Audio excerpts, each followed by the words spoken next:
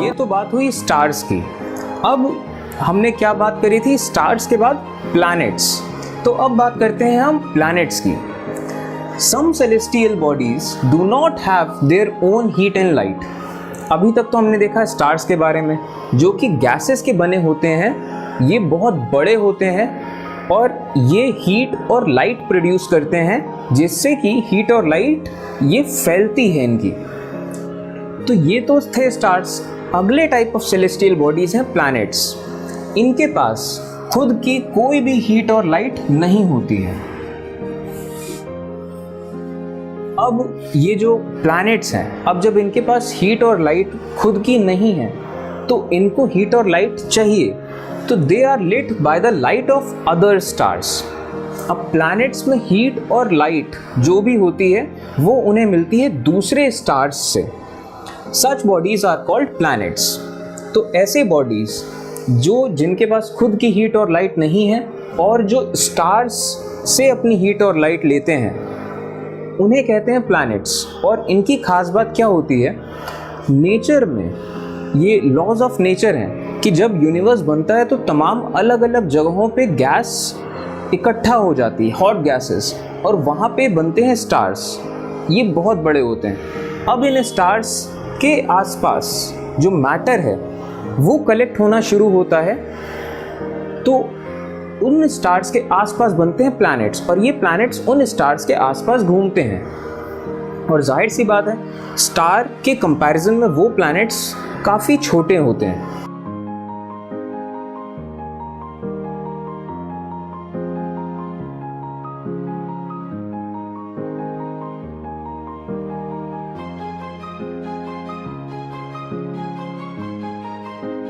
अब प्लैनेट के लेवल पे देखा जाए तो प्लैनेट्स के आसपास भी कई बार मास कलेक्ट हो जाता है, कई सारा मैटर, और वो उसके चारों तरफ घूमता रहता है, तो उन्हें कहते हैं मून्स। और ये मून्स जो हैं वो प्लैनेट के कंपैरिजन में बहुत छोटे होते हैं। समझ रहे हैं, वो एक सीरीज चल रहा है, पहले स्टार के चक्कर लगा रहे हैं प्लैनेट्स जो कि उनसे छोटे हैं, प्लैनेट्स का चक्कर लगाएंगे मून जो कि उनसे भी छोटे हैं। तो ये लॉ ऑफ नेचर है, इस तरीके से मैटर बनता है। स्टार्स बनते हैं और एक टाइम पे आने के बाद स्टार्स एक्सप्लोड करते हैं और स्टार्स में जितना भी मटेरियल होता है वो उनके बगल वाले पास वाले प्लैनेट्स के पास जाता है और ये सीरीज चलती रहती है। तो ये लॉज ऑफ नेचर है। तो अब ये जो प्लैनेट्स हैं, अब इनके पास खुद की कोई हीट एंड लाइट नहीं है और ये क्या करते हैं, तारों का चक्कर लगाते हैं।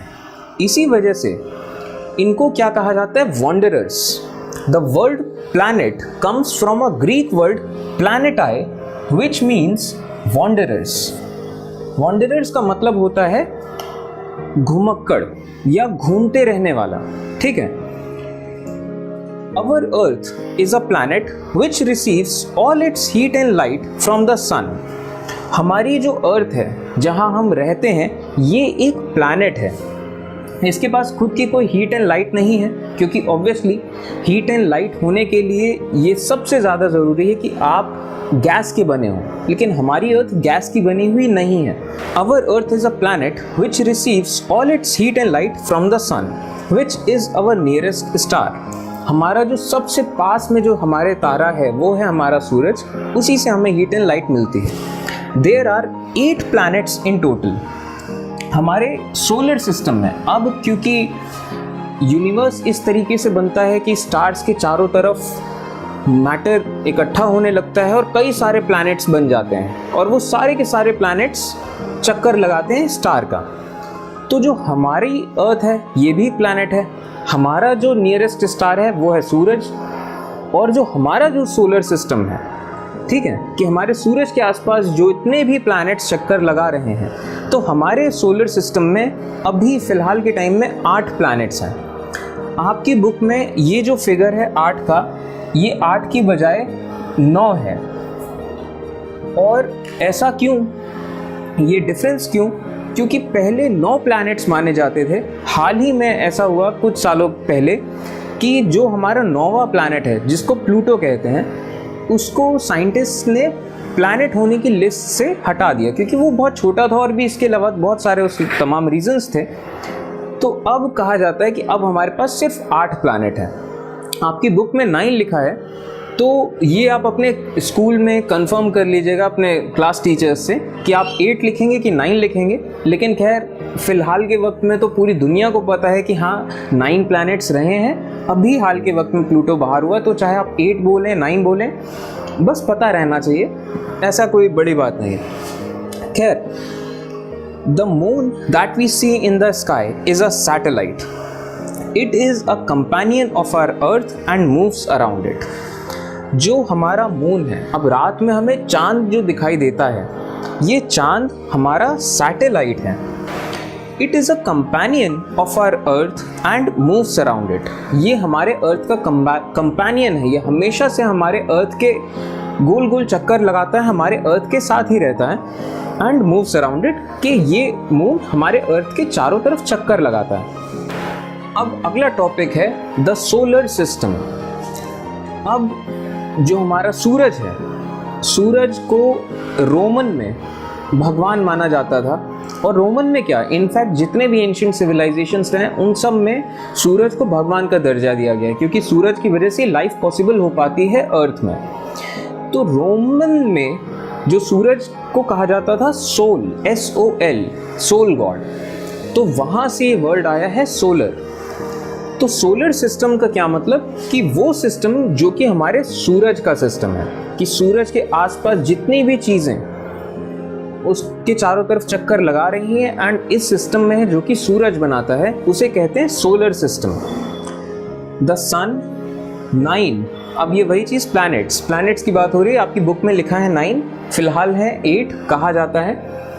तो द सन, प्लैनेट्स, इन प्लैनेट्स के सैटेलाइट्स और इसके अलावा एस्टेरॉइड्स और meteoroids form our solar system और अवर सोलर फैमिली। कि सूरज, प्लैनेट्स, उन प्लैनेट्स के जो सैटेलाइट हैं, और इसके अलावा एस्टेरॉइड्स और मीटियोरॉइड्स, ये 2 नए टर्म्स हैं, इनको हम आगे डिस्कस करेंगे। ये सब हमारे बनाते हैं मिलके सोलर सिस्टम या फिर सोलर फैमिली।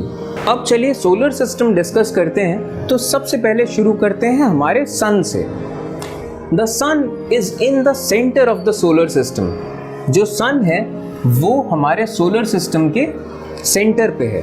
सन हमारे सेंटर पे है और अलग अलग प्लैनेट्स अपने अपने ऑर्बिट्स के मुताबिक, ऑर्बिट यानी कि वो रास्ता जिस रास्ते में वो चक्कर लगा रहे हैं सूरज।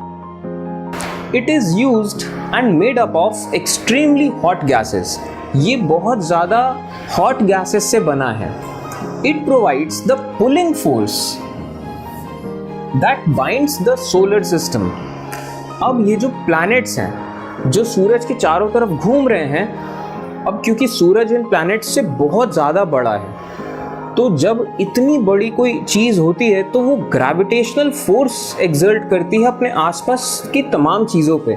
तो सूरज जो इतना बड़ा है, इस वजह से वो खींचता है उन तमाम प्लैनेट्स को, और इसी वजह से वो प्लैनेट्स अपनी ऑर्बिट में रह पाते हैं। ठीक है, तो सूरज वो पुलिंग फोर्स देता है, वो खींचता है सारे प्लैनेट्स को अपनी तरफ। इसी वजह से वो प्लैनेट्स अपनी ऑर्बिट्स में टिके रह पाते हैं और सूरज के चारों तरफ घूमते रह पाते हैं। The sun is the ultimate source of heat and light for the solar system. कि जो सन है वो सबसे अल्टीमेट सोर्स है हीट और लाइट का हमारे सोलर सिस्टम के लिए। Despite being our nearest star, it is far away from अस।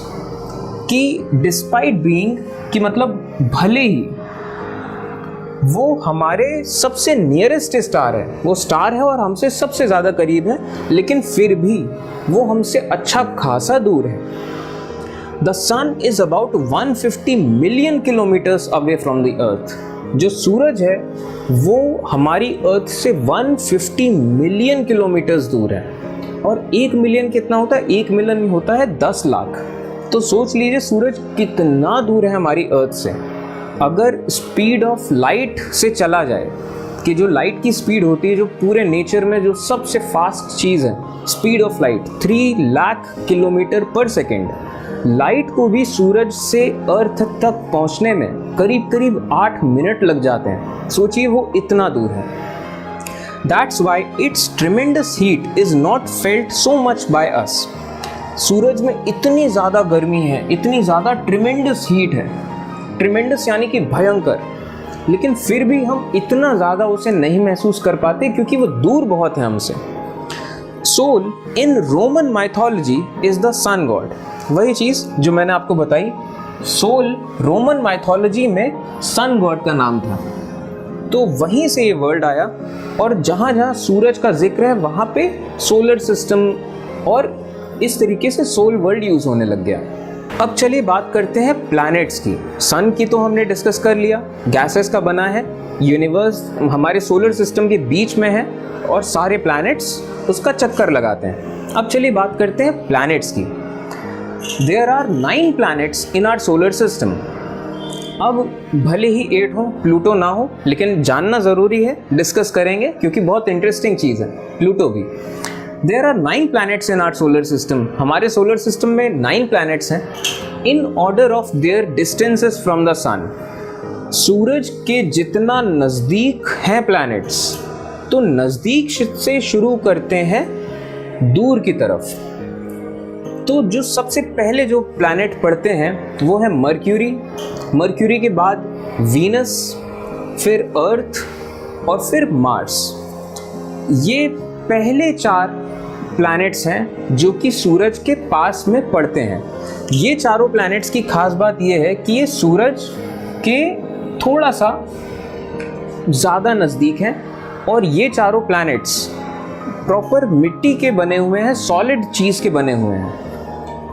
अब जब हम मार्स से आगे जाएंगे तो यहाँ पे हमें एस्टेरॉयड बेल्ट मिलेगी एंड मीटियोरॉइड बेल्ट मिलेगी, ठीक है।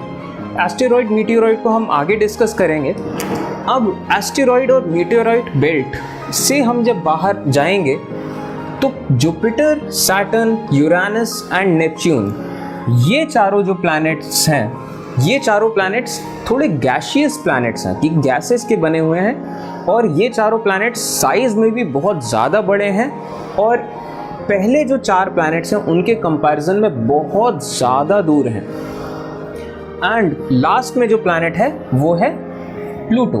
प्लूटो बेसिकली इतना दूर है सोलर सिस्टम से कि वहाँ से हमारा सूरज बस एक तारे के जैसा दिखाई देता है, छोटा सा, और प्लूटो तक सूरज की गर्मी नहीं पहुंच पाती इतनी ज़्यादा। इस वजह से प्लूटो बेसिकली पूरी तरीके से बर्फ का बना हुआ है, बहुत छोटा सा प्लैनेट है। All the planets of the solar system move around the sun in fixed paths. जितने भी प्लैनेट्स हैं हमारे सोलर सिस्टम के, वो फिक्स्ड पाथ में मूव करते हैं सन के आसपास। वो पाथ बहुत कम ही बदलता है, वो फिक्स्ड रहता है। These elongated paths are called orbits. अब ये जो पाथ हैं ये थोड़े elongated हैं, या फिर अगर देखा जाए और स्पेसिफिकली बोला जाए तो ये पाथ इलिप्टिकल है। इलिप्स यानी कि कोई सर्किल है, सर्किल को आप दबा दो थोड़ा सा एक तरफ से तो बनेगा इलिप्स। तो जो प्लैनेट्स की ऑर्बिट है वो एलिप्टिकल ऑर्बिट है। सूरज है तो वो यूं एलिप्टिकल वे में घूमेंगे उसके पास। Mercury is the nearest to the sun. जो मर्क्यूरी है प्लैनेट, ये सन के सबसे ज़्यादा नियरेस्ट है, सबसे नज़दीक। तो इस वजह से ये सबसे ज़्यादा गर्मी झेलता है सूरज की, और वो बहुत ज़्यादा गर्म है, बहुत ज़्यादा सूखा हुआ है। इस वजह से वहाँ लाइफ पॉसिबल नहीं, क्योंकि गर्मी बहुत ज़्यादा है वहाँ पे। It takes only about 88 days to complete one round along its orbit.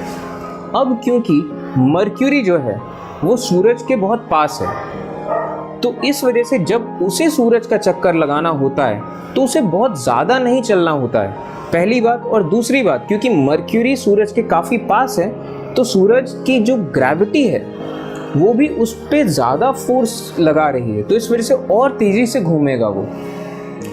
तो होगा क्या, एक चक्कर लगाने में, सूरज का एक चक्कर लगाने में मर्क्यूरी को सिर्फ 88 डेज लगते हैं। पहले मर्क्यूरी, फिर वीनस, फिर अर्थ, ठीक है। अर्थ तीसरे नंबर पे आता है। तो हमारी अर्थ में एक साल कितना बड़ा होता है, 365 डेज। मर्क्यूरी में 88 डेज में मर्क्यूरी सूरज का चक्कर लगा लेता है और हमें चक्कर लगाने में 365 डेज लगते हैं। अब अगर बात करें प्लूटो की, तो प्लूटो सबसे ज़्यादा फारदेस्ट है। फारदेस्ट यानी कि दूर, सबसे ज़्यादा दूर, और it takes about 245 years to complete one round.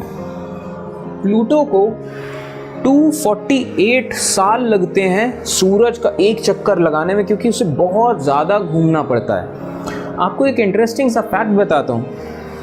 Pluto की डिस्कवरी हुए करीब करीब 100 साल हुआ है। तो देखा जाए तो जब से हमें पता चला है कि प्लूटो जैसा एक प्लैनेट है और उसे 9वें प्लैनेट का दर्जा मिला, तब से लेके अभी तक प्लूटो का एक ऑर्बिट तक कंप्लीट नहीं हो पाया है। खैर, Venus is considered as earth's twin.